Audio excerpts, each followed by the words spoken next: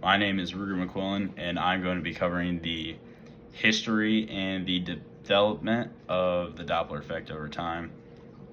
It was created by a man named Christian Doppler. He was a mathematics and physics professor at the University of Vienna. He lived from 1803 to 1853, and in 1842 was the year that he theorized the Doppler effect.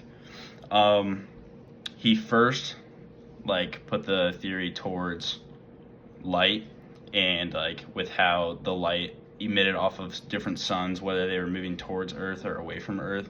He said that suns that were moving towards Earth would produce a bluer, lighter color, while as if they were moving away from Earth, they would produce a red color. Then later it was applied to sound and sound waves, and sound waves would be if the object was moving closer to the observer, then they would produce a higher pitch sound because the waves would expand faster, whether if they were moving away from it, they would expand slower. After they applied it to sound, they actually applied it to light waves in the late 19th century and to this day, when the technology got better, the telescopes, the spectroscopy were better.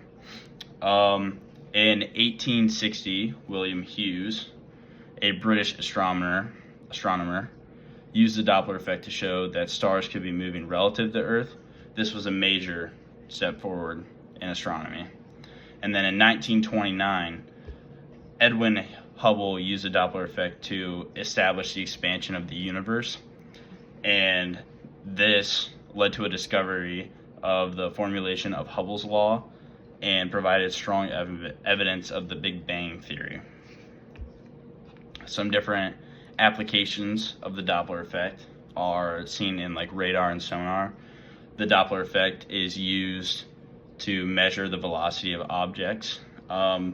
It's also used in things like medical imaging, astronomy, and meteorology. Just to summarize the timeline, it was created in 1842. Then in 1860s, the Doppler effect was applied to the study of stars and their motions. And then 1929, that was when Edwin Hubble uses the Doppler effect to describe the expansion of the universe. And then now in the 20th century, it's widespread application in technologies like radar, sonar, and medical imaging. Today, the Doppler effect is a well-established principle used in a wide variety of scientific and practical applications. That's all for me today.